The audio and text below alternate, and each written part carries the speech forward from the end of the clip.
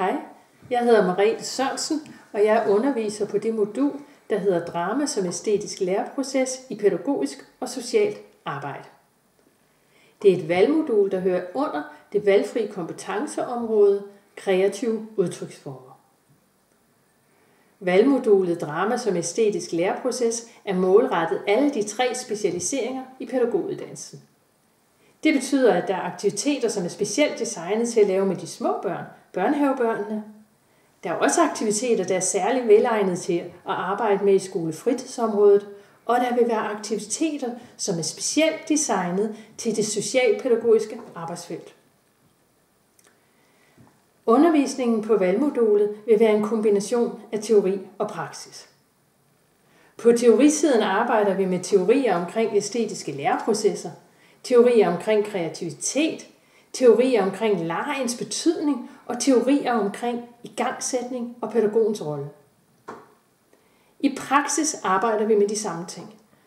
Det handler om aktiviteter på gulvet, hvor man arbejder med kreativitet, med æstetiske læreprocesser og med det at være skabende og igangsættende.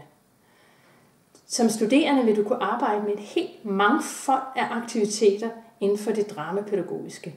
Man har mulighed for at kunne arbejde med fortælling som eksempel, man kan arbejde med mime, man kan arbejde med kropsteater, man kan arbejde med konflikt- og problembearbejdende teater, man kan arbejde med dramaøvelser, eller man kan lave sin helt egen lille forestilling.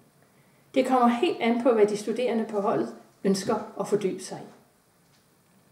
Som en integreret del af valgmodulet er der en projektperiode.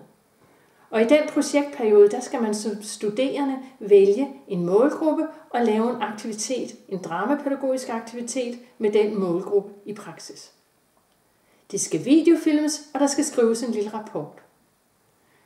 Det materiale, man på den måde udvikler, det indgår som en del af modulet, men det vil også være et materiale, som man som studerende kan bruge til sin eksamen i de kreative udtryksformer. Hvis man nu spørger sig selv om det der med drama, om det kræver nogle særlige kompetencer, og man skal være god til det der med at spille skuespil, det spurgte jeg de studerende om. Og der svarede de altså samstemmende, nej, det var helt lige meget. Alle kunne lave drama. Det kræver ingen særlige forudsætninger. Det eneste, det kræver, det er, at man har lyst til at være med, man har lyst til at lege, man har lyst til at skabe, og man har lyst til at gøre det sammen med de andre på holdet. Tak for opmærksomheden.